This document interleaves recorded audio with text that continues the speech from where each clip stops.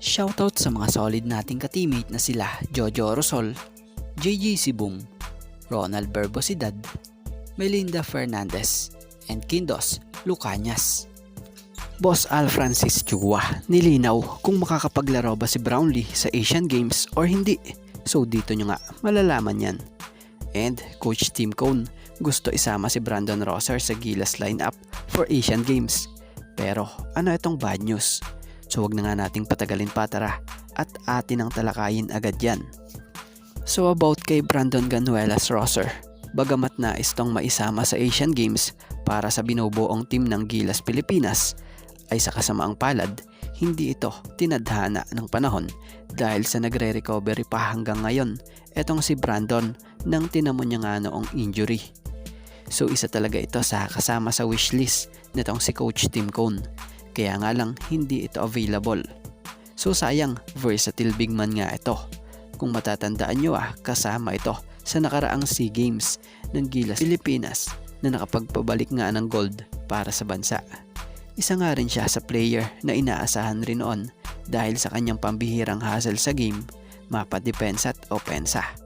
So dahil nga sa nagkaroon ito ng kamakailan ng injury na fracture leg, magpahanggang ngayon hindi pa rin siya allow para mapasali sa national team dahil sa nagre-recover pa nga siya sa kanyang injury. At about naman dito sa kung makakalaro ba itong si Brownlee sa Asian Games para sa Gilas Pilipinas, ay isa nga pong napakagandang balita dahil mismong sa bibig na ni Boss Al Francis Chua lumabas na Brownlee is in. Calling them. So Jurma is in for sure. Okay, and Japet is in, Brownlee is in, Scally is in. So isa lang yan sa patunay na may Justin Brownlee ang Gilas Pilipinas para sa Asian Games. Bukod pa nga dyan, Head Coach Tim Cone assured that naturalized player Justin Brownlee has already recovered from his injury and will be ready for the Continental Meet which begins on September 23. At ayon pa nga po kay Coach Tim Cone, he is back on the court and he wants to play in the Asian Games. He will play, dagdag pa nga na to.